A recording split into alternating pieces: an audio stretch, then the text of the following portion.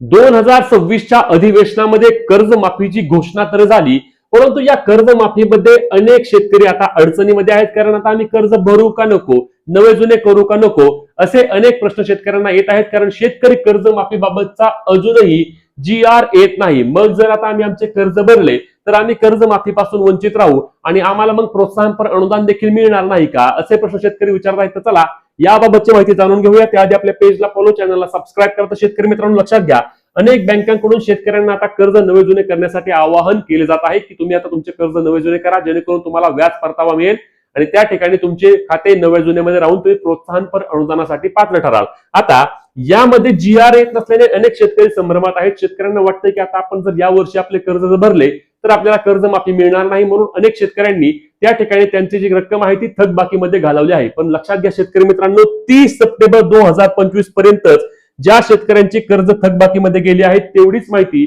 त्या ठिकाणी बँकांच्या वतीने सरकारला दिली गेली आहे. म्हणजे जर तुम्ही तुमचे कर्ज नवे जुने करू शकला नाही तर आता जर तुम्ही थकबाकीमध्ये गेला तर तुम्ही कर्जमाफीसाठी पात्र ठरू शकणार नाही. आता जर तुमची कर्ज नवे जुने रक्कम लांब असेल, 2-3 महिने असेल, तर GR येऊपर्यंत थांबा. परंतु लगेच असेल तर तुम्ही तुमचे कर्ज नवे जुने करून घ्या, जेणेकरून प्रोत्साहनपर अनुदान तरी तुम्हाला किमान मिळणार आहे. तुमचे कर्ज थकबाकीमध्ये आहे किंवा चालू बाकी आहे नक्की कमेंट करून सांगा. ही व्हिडिओ शेअर करून अपडेटसाठी पेजला फॉलो, चॅनलला सबस्क्राईब करा.